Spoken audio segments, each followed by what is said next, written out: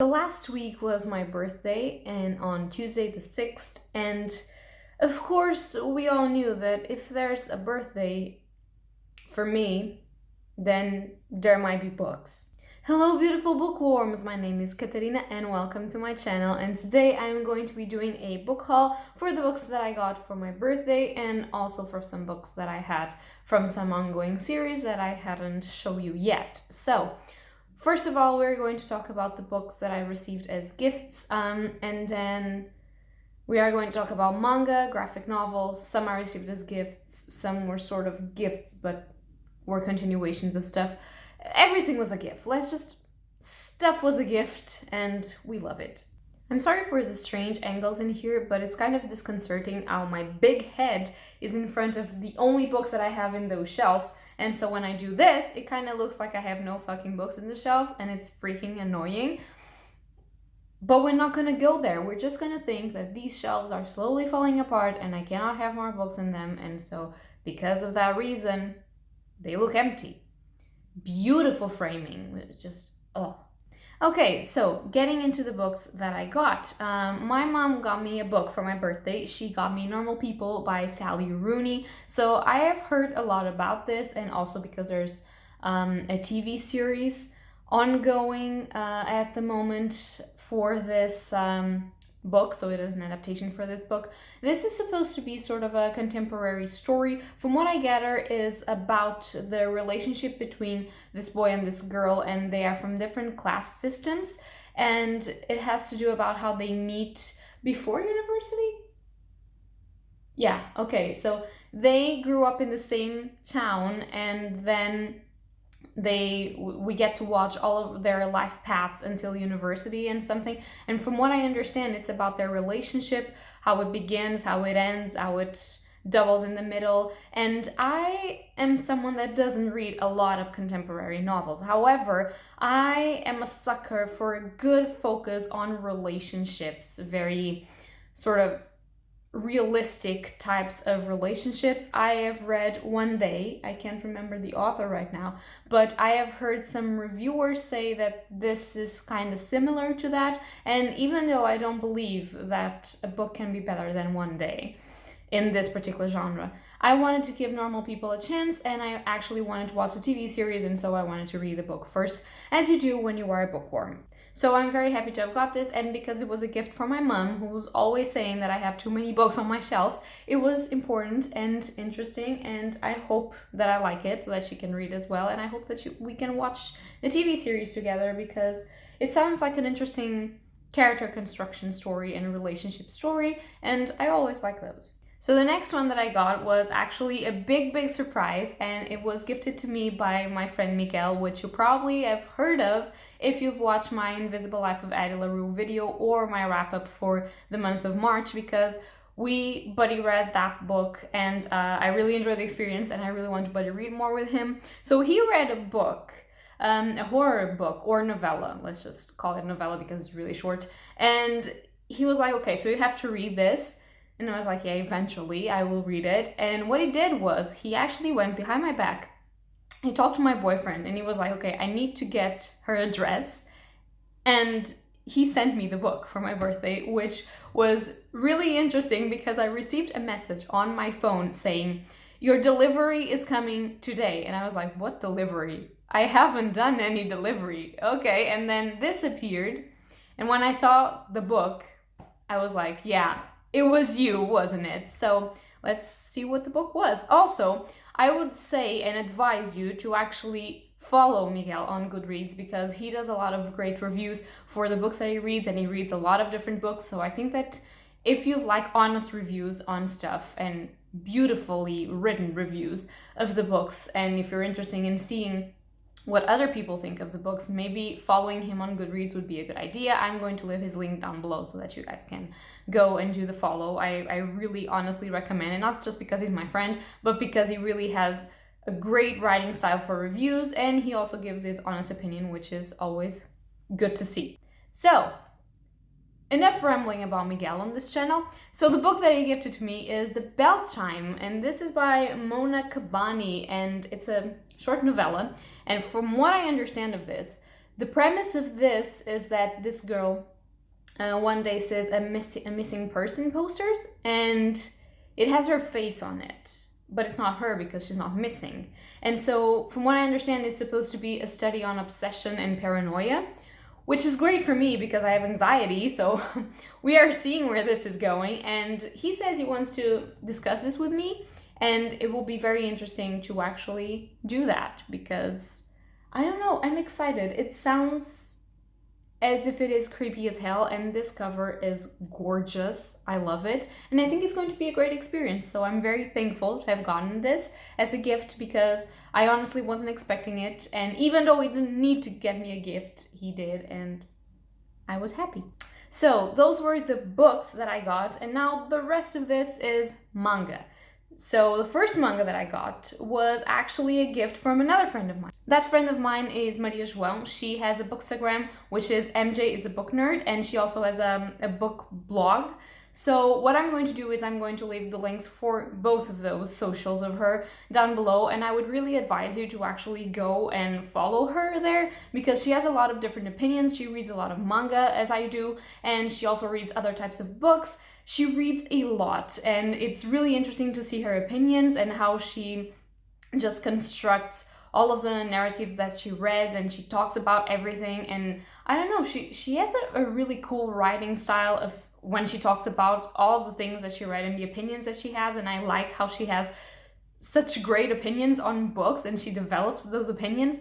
It's just, it's really nice. And also, she has pretty pictures of mangas on her bookstagram and some reels and stuff. So definitely it would be worth going. So down below, socials, people. I'm promoting all of my friends on this video. This is cool.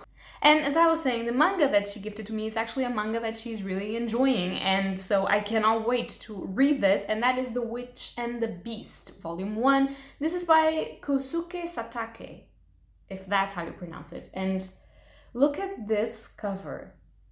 I shit you not, is one of the most beautiful covers of mangas that I've seen. This is by Kodansha Comics, I think. Yeah. Okay, so I have been trying not to know anything about this, but from what I gather, it's sort of this girl and this boy. And I don't know, it's called The Witch and the Beast. It has this sort of noir feeling of investigation. When you look at the characters, it looks like it's going to be, you know, a mystery, but very noir, I don't know how to explain this. I just, there's scores to settle and stuff, and what is the relationship between them? I don't know, but they're just so gorgeous, and the art inside looks really beautiful. I hope this is not a spoiler for anything, but look at that. It looks really gorgeous. And I am very excited to pick this up. Now, the rest of the manga is some of the continuations of some series that I was doing. So first of all, we have Children of the Whales by Abi Umeda. This is volume 16 of Children of the Whales, which is currently coming out still. And all of these covers are so pretty. This is a beautiful manga story. This is a story about these people that live in this sort of island in the middle of the sea, made of sand, and some of them have powers and some have not, and the people that have powers die really young and the others get to old age, and it's about the dynamics in the island and all of these people living together as a community, and one day they are attacked by the government, and you get to understand why that was and what is going on. It's just a profound story about emotions, so it's really sad sometimes, but you know me, I like to suffer sadness, so I'll probably have to reread, if not the last volume, because I do remember the last volume so much. But at least the last 2 volumes to kind of remember what I was, because it's been a while since I picked up Children of the Whales, but I'm very excited. The next one that I got is one I am so excited for, and I've said excited 1,000 times, but in this case, it's really, I haven't read the volume previous to this one, because I was waiting for this one to read like 2 of them together, because I want the impact to be greater, and that is Blood on the Tracks, volume 4 by Shuzo Oshimi. If you don't know, I'm a big fan of Shuzo Oshimi. I've read his entire Happiness series, and I loved it, and I've read 2 of the Blood on the Tracks volumes, and I love it, and I have the rest of the mangas of Shuzo Oshimi to read. I've also read his one shot, Shino Can't Say Her Name, or something like that, and I like that as well. So this is an author that I love, and this is basically a story about a mother-son dynamic, but it's a very manipulative and psychological damaging dynamic. And there's this accident in the family that can change this dynamic further. So it's about this mother that is very overbearing, and she always wants to be on top of her son, hopefully not literally, but maybe, which is, oh my god. And he really likes his mom because it's his mom and he loves her and he wants to be with her. But something happens one day in the tracks when the family is doing some tracks that will change this dynamic. For better, for worse, we don't know, but I really want to see how this changes because I'm very interested in the development of relationship dynamics. I am studying mothers and children's as well in my PhD, so this is really interesting. I'm not studying the same type of relationship, thank the Lord, but I really want to see where this is going. Then we have another one that this manga series is almost over, and I want to know how this ends so much. So that is the Promise Neverland volume 18, and this is by Kaishirai and Bosuka de Misu, which I already should know by heart because I have read 17 of these. I should know this. But oh my god, this cover tells me that something is going to happen and I'm not okay. So the Promise Neverland is, if you don't know, one of the biggest shonen series at the moment. I'm not really sure you can say it's actually totally shonen, but it might be. So this is basically about a bunch of orphans. They have grown up on an orphanage. They are very, very happy. They have a mother, which is a caretaker for them, and they are waiting to be adopted. Only one day they discover that when they are told that they are being adopted, they're actually not. They're being served as food for demons, and that their world is sort of a dystopian world where demons rule a part of the world and they eat human beings. And there's other human beings, but they don't really care about these poor children because there's a treaty amongst them. So the demons get the children to eat and the other humans get to live. And it's about all of the orphanage being like, yeah, no, fuck that shit. We're going to run away. And so they run away and they're trying to understand how this world works and how they can live without the problematic of always being hunted down as food. So it's really interesting, and one of the characters that I love most is a very gray character, and at the moment he's doing stuff that, oh lord, we don't know how this is going to end. There's a lot of cliffhangers from the last volume, so I cannot wait for this. Then we have a gorgeous, gorgeous edition, and as per usual, it is a Fullmetal Alchemist edition. This is a Fullmetal edition of the 12th volume of Fullmetal Alchemist, and look at this. I mean, first of all, it's a hardcover. Second of all, it's Winry. And third of all, it's beautiful, and oh my god, I love this. If you don't know, Fullmetal Alchemist is one of the best stories ever written, and yes, I said that. I always say that. And this is about two brothers.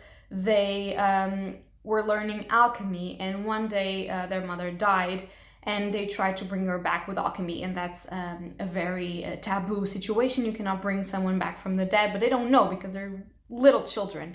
And what happens is, one brother loses an arm and a leg, and the other loses his entire body and has to have his soul attached to a piece of armor. And so what they're doing now is they're involved with the military to actually try and find the Philosopher's Stone in order to regain their bodies. There's a lot of discussion about war, politics, about philosophy, about religion, about what is right, what is wrong, and the different ways that people see things and rights and wrongs. And it's so great, and the characters are also amazing. And you have alchemy, which for me is a branch of science that I love, and using it as sort of magic system is really incredible.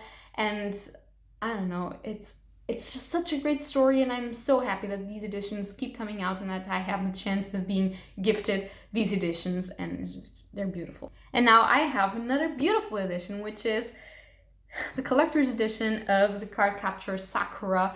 This is the 7th volume of the collector's edition, and you cannot see shit because I still have this with the paper on. Okay, short period of unboxing. I swear to God that I don't know how this is. Okay, we're cool. Look at that in all its glory. Ah! Oh, we love this. Okay, so if you don't know, Cardcaptor Sakura is about this little girl. She one day finds a book in her dad's study and she opens it and she releases a lot of magical cards created by a magus called Chloe. And those cards can wreak havoc around the world. So the beast that's in charge of the book names her the Cardcaptor Sakura, and she has to capture those cards and prevent world destruction, basically. This is a very middle grade sort of story and manga series, but it influenced me deeply in my childhood. It was one of the first animations or animes that I've ever seen, and it has such beautiful topics, and I would really love to be a little more like Sakura. She's always so positive.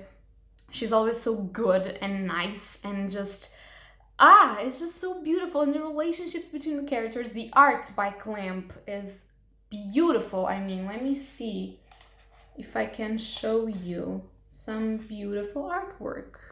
I mean,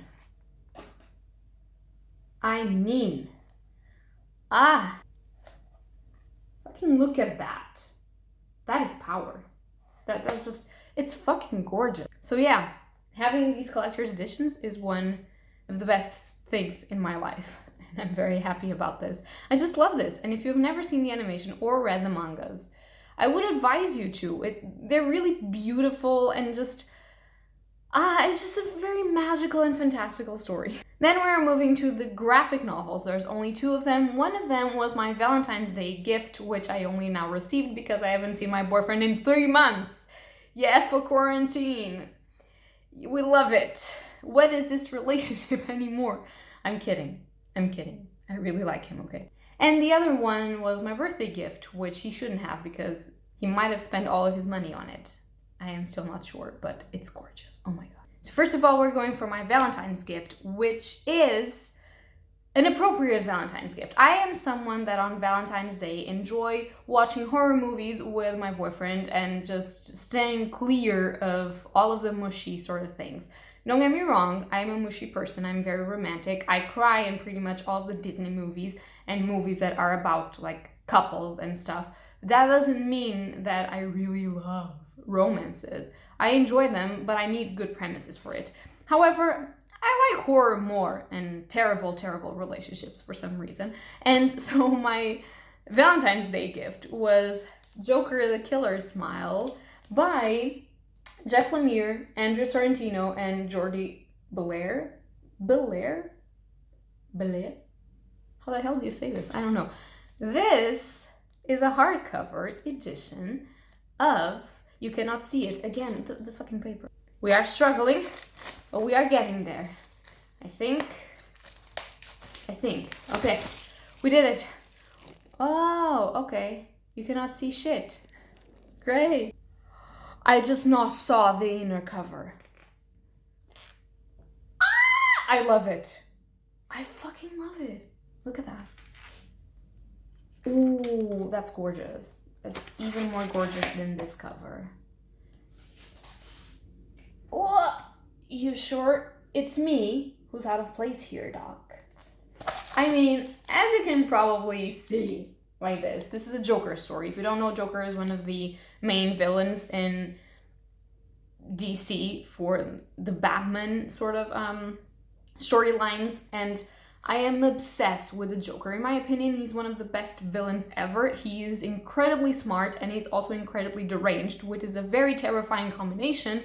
And this is a story about this like forensic psychologist, which I'm a psychologist major and I majored in criminal behavior. So here we are, is me. And he's the dude that thinks that is going to crack the Joker, which if you've ever read any of the Joker stories, you know it's not going to fucking happen and he's going to crack him instead. And apparently he's like this family man and he has these kids and he's very, very like, you know, related to the family, but he's also a little bit not good in the head, which you have to be to do that job. But I don't know, it just says Arkham Asylum is home to many of the Batman's worst enemies, including the most dangerous one of them all, the Joker, which I agree. No psychologist or psychotherapist has ever been able to break through the insanity that imprisons the Joker's mind. In fact, many have been broken themselves in the attempt, which you have to respect. But Dr. Bernd Arnold knows that he's different. He's sure that he will be the one to finally reach the man inside the madness and cure him. Dude, you're wrong. Dr. Arnold believes that he can put an insurmountable wall between himself and the seductive void that lies behind the Joker's eyes. And he's absolutely certain that no matter what he goes through at work, he can keep that darkness far away from his family. And then it says, he's very, very wrong, which of course he is. And I have read, I am currently reading a series of comics from Jeff Lemire and Andrea Sorrentino, and I absolutely love them together. So them doing something on the Joker, I mean, yes. And this is a perfect Valentine's Day gift because it's not mushy, it's great, and it's bloody, and it's aggressive, and it's about psychology, and it's about the Joker, which I love. And then a prized possession. Possibly the most prized possession in this haul. Maybe. I've been wanting to read this since I knew this was a thing, which it wasn't a while ago, but wow. This is From Hell, the Master Edition, in full color by Alan Moore and Eddie Campbell. And if you're like, why is that supposed to ring a bell? It's supposed to. This one, probably not 1,000 awards, but almost 1,000 awards. This won 5 Eisner Awards. It was a winner of the Prix de la Critique. I don't know how to speak French, sorry. In the Angoulême International Comics Festival. It was winner of the Harvey and Ignatz Awards for Best Graphic Novel. And it was also the winner of the International Horror Guild Award and a New York Times bestseller. And this, ladies and gentlemen, from what I understand, I don't want to say wrong stuff, but I've never read this, but from what I understand, this is Alan Moore's theory on who Jack the Ripper was, and it's sort of a compendium of life in Victorian England, haunted by Jack the Ripper. And it's kind of like who he was and how he could be found out. I'm not sure, but the artwork of this, first of all, is in full color, which, gorgeous. It's like so dark and so beautiful, and it's an investigation. It's about Jack the Ripper. It's about Victorian London. It's about serial killers, murder, and I love it. And it's so big, and my wrist is just, this has an index. First of all, it has 1,000 characters, including Alan Moore himself, which, how the fuck? There's more characters here. It's just, it's beautiful. It's a beautiful edition. And this has a lot of like, an index in the end telling you like what is what and what were the bases for this theory and how this was developed and everything. So this has to be read sort of like a compendium. You cannot read this, in my opinion, just for the sake of reading it and have fun. This is an in-depth study of the thing. And if you know me, I love documentaries about serial killers. I love to understand like their psychology and everything, the environment in where they live and everything. And Jack the Ripper is kind of the dude, you know, like never caught, we don't know who he is, lots of theories, and this looks great.